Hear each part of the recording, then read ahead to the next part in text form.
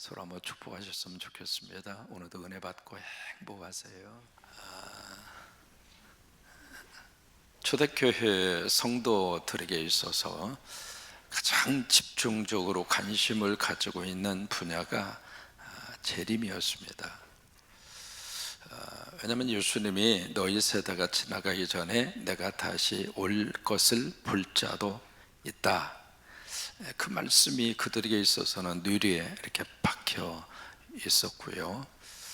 또 하나는 그렇게 많은 성도들이 초창기 시절에 온 마음과 열정을 다할 수 있었던 이유 중에 하나가 내 생전에 주님이 오시는데, 주님이 곧 오시는데 그 믿음이 있었기 때문에 그렇게 헌신도 할 수 있었고, 여러분 사도행전에 보시면 사도들 앞에 성도들이 자기 재산을 팔아서 막 갖다가 놓습니다.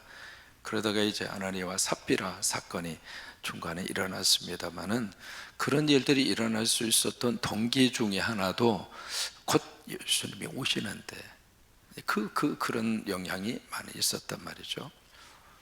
그때 예수님이 곧 오실 줄로 알았는데 안 오시는 거예요. 그래서 이제 거기에 두 부류의 사람이 등장을 합니다. 예수님이 재림은 애당초 처음부터 불가능한 말씀이었다. 우리 생전에는 예수님 재림하시지 않을 것이다. 두 번째는 이 예수님이 하신 이 약속은 우리들에게 있어서는 전혀 이루어질 수 없는 공수표다. 이제 그런 부류의 사람들이 교회 안에 나타나게 됐습니다. 그러면서 이제 그들이 가지고 있는 이론이 바로 뭐냐면, 봐라, 창조 이래 이 세상이 변한 게 뭐가 있냐, 아무것도 변하지 않았다. 그런데 성경에 보시면 재림에 대한 말씀이 몇 번이나 나오느냐면 300번 나옵니다.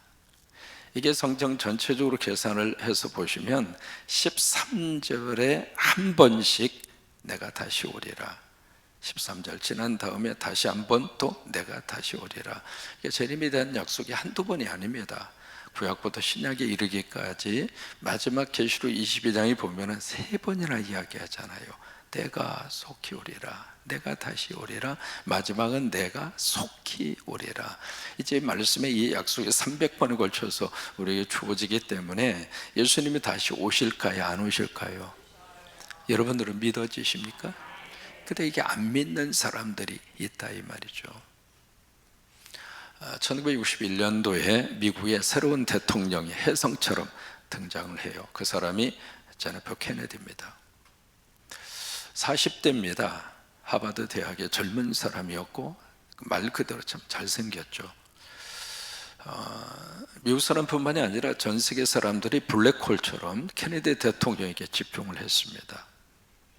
그만큼 실력도 있었고 패기도 있었고, 대통령이 당선이 된 다음에 백악관에서 그 축하 만찬회가 열렸습니다. 거기에 누가 참석했냐면 빌리그레암 목사님이 참석을 했어요. 쭉 이렇게 돌다가 케네디 대통령이 빌리그레암 목사님에게 던진 질문이 있습니다. 목사님, 역사가 어느 방향으로 흘러갈까요? 그렇게 질문을 던졌을 때 이 케네디는 그 대답을 듣고 싶었죠. 그래요? 당신은 중심으로 이 세계의 역사가 흘러갈 것입니다. 실력도 있고 그리고 젊고 패기도 있고. 이제 그 대답을 듣고 싶었던 거죠. 마치 지금 트럼프라고 하는 대통령이 대통령으로 당선이 돼서 취임을 하고 나서 지금 딱 열흘 지났습니다. 전 세계 모든 뉴스가 그 사람을 중심으로 블랙홀처럼 지금 빨아가고 있습니다. 말 한마디에 의해서 전 세계가 벌벌 떨기도 하고, 관세라고 하는 것을 통해서 어제 철강에 25% 관세를 매기겠다고 그랬잖아요. 그만큼 일상생활 속에 이 관세라고 하는 것은 사실은 국가에서 지불하는 것이 아니라 그게 전부 다 소비자에게 다 가게 돼 있어요. 물가가 그만큼 올라간다 그 말이에요. 이제 그런 식으로 그 사람의 말 한마디가 한 나라의 운명을 좌지하고 있는 것처럼 이제 보이는 그런 세상에서 우리들이 살아가고 있습니다. 마치 케네디가 자기를 중심으로 세계의 역사가 쭉 흘러가는 것처럼 생각하고 물었는데, 빌리그람 목사가 뭐라고 대답을 했는가? 역사요? 히스토리? 이 역사는 종말을 향하여 가고 있습니다. 미국 역사도 마찬가지고 한국 역사도 마찬가지고 이 세계사의 모든 역사는 종말을 향하여 가고 있습니다. 아멘입니까? 그 이야기는 바로 뭐냐면 예수 그리스도의 재림을 향하여 가고 있다 이 말이죠. 그게 이제 하나님께서 이 역사 속에서 지금 하고 있는 하나님의 역사라 그 말이에요. 우리는 단편적으로 눈에 보이는 역사만 보이니까 이 역사가 전부 다인 것처럼 생각합니다만은 그렇지 않다고 하는 거예요. 그래서 창조 이래로 아무 일이 일어나지 않았다 그렇게 주장하는 그들에게 그래? 너희 알고 있잖아. 이 창조 이래 이 땅에 아무 일도 없어서 물을 통해서 하나님이 노아의 홍수 심판이 있었던 것 성경을 통해서 알고 있잖아. 그리고 지금 마치 이 세상이 땅과 이 하늘이 아무 일이 없는 것처럼 하나님이 지금 보존하고 계시는 것처럼 보이지만 마지막 때 하나님이 불로 심판할 거야. 그게 이제 지난주 주셨던 말씀이에요. 그래서 오늘 말씀으로 들어갑니다. 이 베드로후서의 유명한 말씀이죠. 너희 하나 알고 있는 거 있잖아. 천년이 하루 같고 하루가 천년 같다고 하는 사실을. 왜 이 말씀을 지금 하시고 있는가? 누군가가 그 틈새를 딱 들어와서 예수님의 재림이 이때 그리고 이 날짜에 주님이 오실 것이다. 뭐 그런 일들은요 성서 시대로부터 시작해서 지금까지 계속 일어났어요. 어떤 일이 있어도 여러분 말씀에서 빗나가는 그 주장과 그 교리에 넘어가지 마세요. 지금 이 시대는요 참 묘한 사람들이 너무 많이 등장을 해서 자기 주장을 마치 성경에 있는 것처럼 변질시켜서 주장하는 그룹의 사람들이 너무 많아요. 나도 모르게 그쪽으로 정신이 뺏기고 나도 모르게 그 주장에 동조를 하고 이게 한번 거기에 딱 틀에 갇히면 나오지도 못합니다. 그래서 그 날과 그때를 막 주장을 하면서 막 그런 사람들이 여기저기서 등장을 하니까 여기서 이제 그 말씀을 하시는 거예요. 그날과 그때는 성경이 뭐라고 이야기합니까? 아무도 모른다. 누구도 몰라요. 아들도 모른다. 왜 그 말씀을 하셨을까요? 성부, 성자, 성령이 한 분인데 왜 아들이 모르겠어요? 모른다는 이야기를 강조하기 위해서 그 말씀을 거의 다 넣은 거거든요. 그 정도로 그것은 누구도 모른다. 근데 안다는 거예요. 그러면 그 안다고 하는 것이 진짜예요? 가짜예요? 가짜. 이 가짜들은 소리도 더 크게 질러. 가짜들은 진짜들보다도 더 멋지게 꾸며내요. 그러다 보니까 구별하기 힘들어서 넘어가더라 그 말이에요. 축복합니다. 넘어가지 마세요. 속아 넘어가지 마세요. 그러니까 그 날짜와 시간을 딱 계산을 하면서 그때 주님이 오신다 그런 식으로 주장하는 그 그룹들에게 날짜를 계산하고 있어. 그 날짜 하나님에게 있어서는 천년 하루처럼 여겨져. 하루 천년처럼 여겨지는 분이 하나님이야. 근데 그 하나님 앞에서 날짜를 계산하고 있어. 그리고 내가 생각하는 날짜를 딱 정해놓고 그 날짜에 맞추어서 빨리 오시든 늦게 오시든 그렇게 평가할 수 있어. 하나님의 계획과 하나님의 섭리를. 그래서 여기 그 말씀을 하시는 거예요. 재미있는 유머예요. 어느 분이 하나님 앞에 팍 기도해서 하나님 1000억만 주세요. 하나님에게는 1000억이 1원처럼 보이잖아요. 이게 이 본문의 말씀을 가지고 그렇게 기도하는 거예요. 하나님 1000억은 하나님에게 1원 정도밖에 안 되니까 나에게 1000억만 주시면 하나님을 위해서 열심히 사겠어요. 그랬더니 응답이 떨어졌어요. 그래 하루만 기다려라. 여기서 좀 웃어야 이게 참 유머가 통하는데 아무 표정도 안 짓고 있으면은 참 어색해요. 다시 할게요. 이해가 되세요? 하루만 기다리는 이야기는 며칠 기다리는 거예요. 천년 기다리는 거잖아요. 우리가 생각하는 시간 개념이 하나님의 관점에서는 별 의미가 없다 이 말이에요. 중요한 것은 날짜 계산하지 말고 하나님의 약속은 분명히 된다. 그거 믿고 살아라 그 말이에요. 그래서 이 말씀을 주시는 거 이해가 되시면 아멘. 그러면 넘어갑니다. 9절입니다. 시작. 주의 약속은, 이 약속이 어떤 약속일까요? 재림의 약속이에요. 내가 다시 오마, 그 약속이 어떤 이들이 나옵니다. 그 어떤 이들이 누구냐면 재림에 대해서 부정하는 사람들이에요. 재림은 없다. 과거나 지금이나 미래나 이 세상은 그대로 있다. 재림은 공수표다. 재림은 말짱 꽝이다. 그렇게 믿고 있는 사람들이에요. 어떤 이들이, 바로 그들이 어떻게 생각하냐면 더디다고 생각해요. 이 더딘다고 하는 것이 원래 의미가 꿈을 댄다 그 말입니다. 이게 막 하기 싫어가지고 막 이렇게 비틀거리면서 막 이렇게 꽈배기처럼 막 뒤로 물러서고 그런 경우 있잖아요. 그것을 더디다고 표현한 거예요. 마치 이 재림에 대해서 전혀 이 불신앙을 가지고 있는 사람들이 예수님이 이 세상에 안 오신다, 아니 안 오시려고 지금 꽈배기처럼 막 지금 꿈을 대고 그러고 계신다라고 주장하는 사람들이에요. 그렇게 생각하는 것 같이 더딘 것이 아니라, 그 다음에 오직 주께서는 너희를 대하여 어떻게 하사 오래 참으사 아무도 멸망하지 아니하고 다 회개하게 이르시기를 원하느니라. 조금 늦게 더디다고 온다고 만약에 생각을 한다면 그것은 시간적으로 더딘 것이 아니라 하나님의 참으심이다. 하나님의 인내다.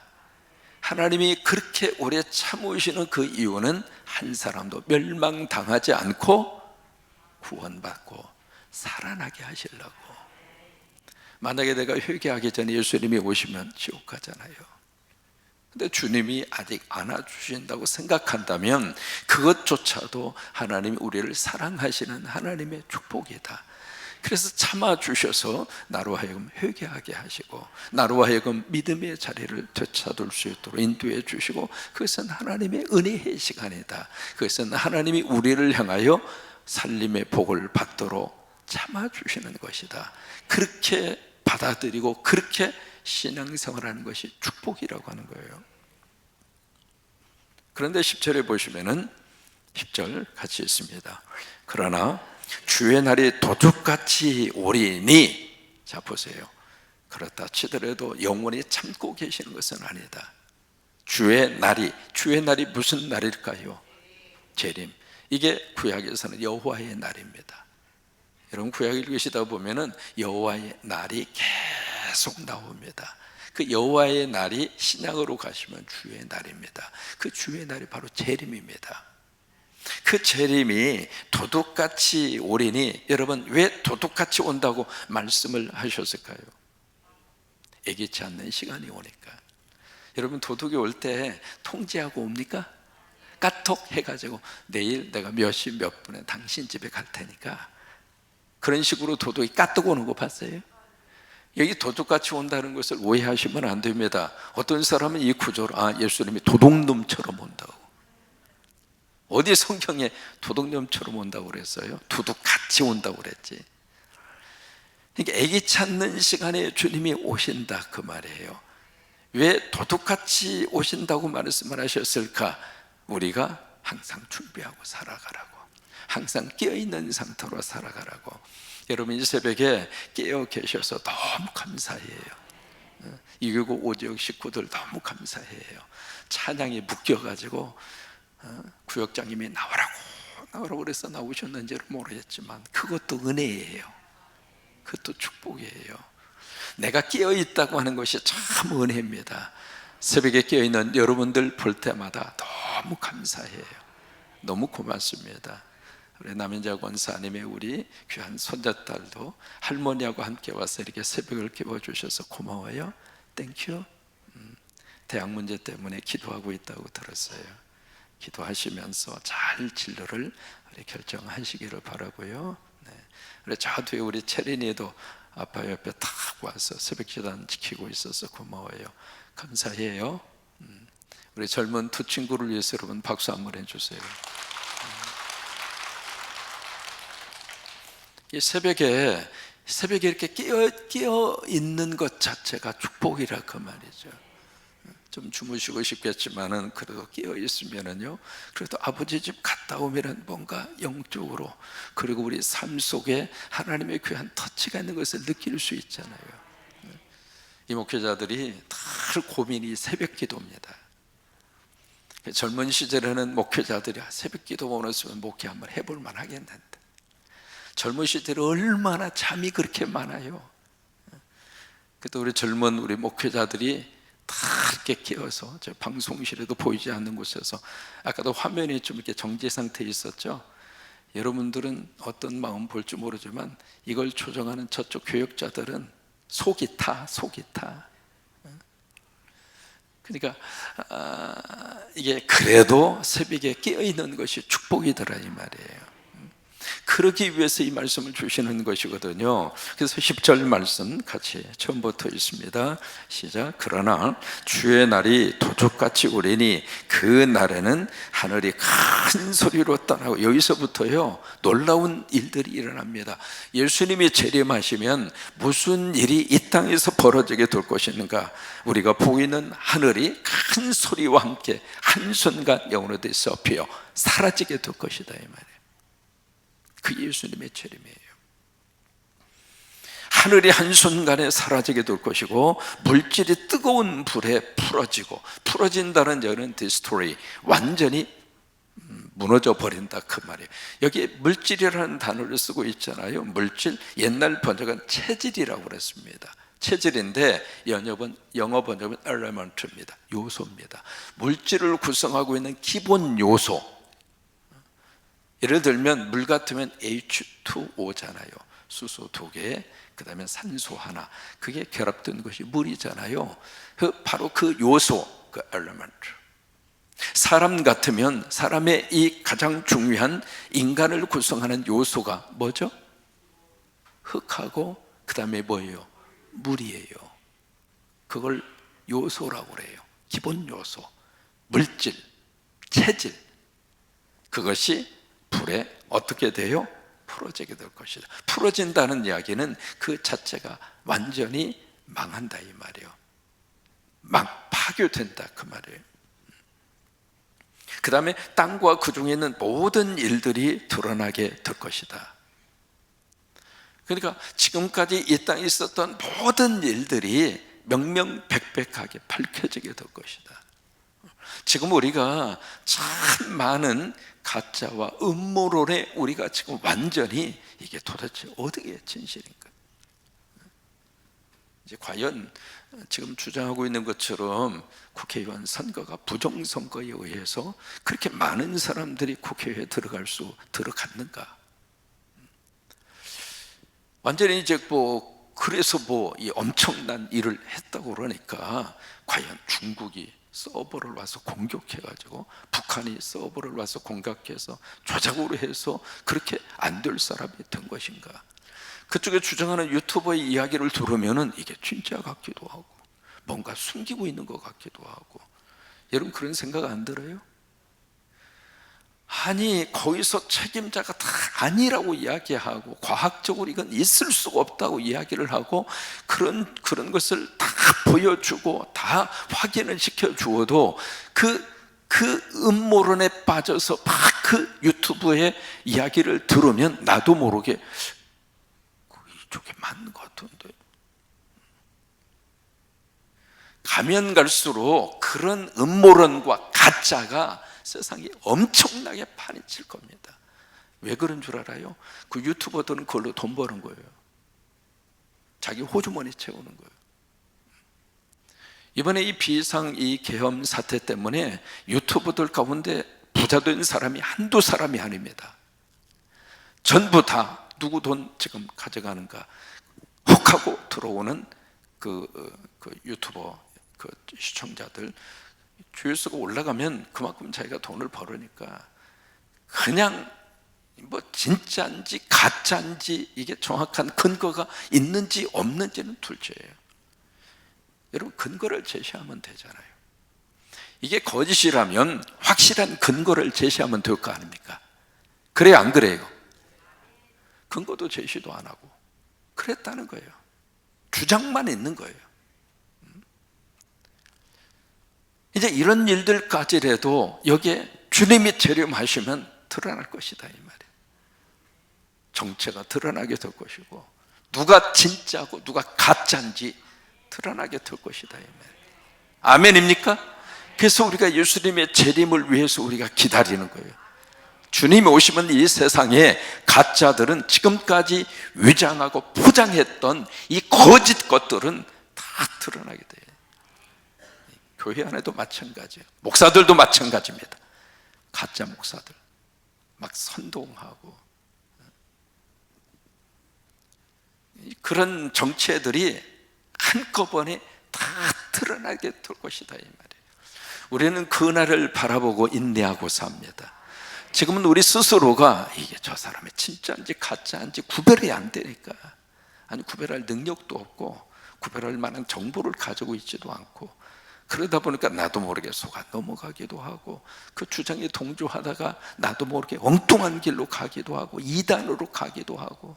그렇지만은 예수님이 재림해서 오시는 그날에 여기 있는 말씀처럼 다 모든 일들이 드러나리로다. 우리는 이 날을 믿습니다. 11절입니다. 시작. 이 모든 일이 이렇게 풀어지리니, 풀어진다는 이야기는 이 모든 것이 이런 모습으로 전부 다 완전히 망가지고 그리고 파괴되고 그리고 사라지게 될 것이다, 그 말이에요. 그러니 너희가 어떠한 사람이 되어야 마땅하냐, 어떻게 살아야 되겠어? 그 질문이에요. 즉 거룩한 행실과 경건함으로 하나님의 날이 임하기를 바라보고 간절히 사모해라. 믿음의 사람은 이렇게 사는 것이다.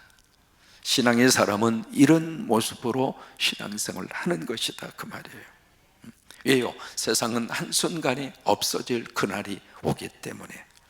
그날이 하늘이 불이 타서 풀어지고 물질이 뜨거운 불에 녹아지려니와.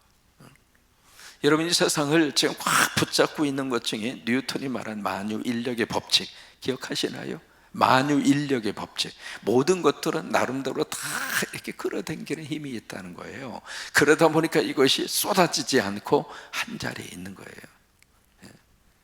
마치 건물을 지을 때 이 건물이 세워지기 위해서는 모든 게 다 이렇게 해서 적당한 이 저기로 해서 이렇게 서로 같이 연결이 되고 끌어당겨주고 받쳐주고 밀어주고, 그래서 이 건물이 이렇게 딱 서 있는 거잖아요. 이 공간이 그렇게 해서 만들어진 거 아닙니까? 어떤 만유인력의 법칙들이 다 작용을 하고 있는데, 그 만유인류의 법칙이 만약에 무너지면 한순간에 다 무너지는 거죠. 그와 똑같다고 하는 거예요. 그러니 믿음의 사람은 어떻게 살아야 할 것인가? 거룩한 행실과 경건함으로. 거룩한 행실과 경건함이라고 하는 것은 우리가 말씀 붙잡고 말씀이 요구하는 대로 하루하루 살아가는 게 그거예요. 저 사람이 거짓말한다, 우리도 거짓말하고, 저 사람이 남을 속여 먹으니까 나도 속여 먹고, 그렇게는 살지 말라, 그 말이에요. 13절입니다. 시작. 우리는 그의 약속대로. 자, 보세요. 그의 약속은 누구의 약속입니까? 주님의 약속. 주님의 약속이 바로 무슨 약속이에요? 내가 다시 오리라. 내가 다시 오리라. 내가 다시 오리라. 그 약속대로 의가 있는 곳. 그 의가 있다고 하는 것은 하나님의 통치가 이루어지는 장소, 하나님이 역사하는 장소, 하나님의 영역을 의가 있는 곳이다, 그렇게 표현한 거예요. 바로 그곳이 새하늘과 새 땅이다. 그래서 계시록은 마지막이 결론이 새하늘과 새 땅이에요. 계시록 21장에 요한이 봅니다. 새하늘과 새 땅을 보고 새 예루살렘을 보고, 새 예루살렘이라고 하는 것은 새 교회라고 하는 의미도 있지만 하나님의 통치하는 새로운 도시를 말합니다. 우리는 그곳을 바라봅니다. 왜요? 이 땅에 우리가 살고 있는 이 모든 정치 시스템도 그러고, 그냥 권력 있는 사람이 없는 사람 마치 누르고 살고 속여먹고 살고, 자기들은 그냥 법을 어겨가면서, 그냥 서민들은 조그마한 법 하나 어긴 거 가지고 쥐어짜고, 자기들은 다 빠져나가고 그냥 힘없는 사람만 그냥 세금 딱딱 매겨서 그 돈 가지고 자기들 원하는 대로 마음대로 쓰고, 이게 이 세상이 그런 식으로 지금 가고 있는 거예요. 그런 식으로. 그렇기 때문에 우리 믿음의 사람은 이 땅에 희망을 두고 살면 참 속상해. 속에서 막 열불 날 때도 있고. 열불 안 나요? 알면 알수록 저런 짓을 해먹었구나, 저렇게 국민의 눈을 속이고 저런 식으로 정치를 통해서, 경제를 통해서 저런 식으로 서민들의 주머니를 짜서 자기들은 화오식하고 그 비싼 술 다 한바다 퍼마셔서, 뭐 어떤 사람 그러잖아요. 이 전두엽이 나가버렸다고. 얼마나 비싼 술을 많이 처먹었는지. 알면 알수록 그래요. 그래서 우리가 이 세상에 희망을 두면 참 속상해요. 믿음의 사람은 이 땅에 희망을 두지 않습니다. 이 땅에서는 하나님이 주신 그 시간 동안에 최선을 다해서 예수님 붙잡고 우리가 믿음으로 사는 거예요. 우리 체린이도 믿음으로 살고, 우리 권사님의 우리 손자딸도 믿음으로 살고, 믿음으로 한 걸음 한 걸음 살면서 하나님의 은혜 가운데 살아요. 이 땅의 미래는 하나님의 손에 있습니다. 그것을 바라보고 오늘 하루도 주님의 은혜 가운데 감고사행으로 사는 하루가 되시기를 주의 이름으로 축원합니다.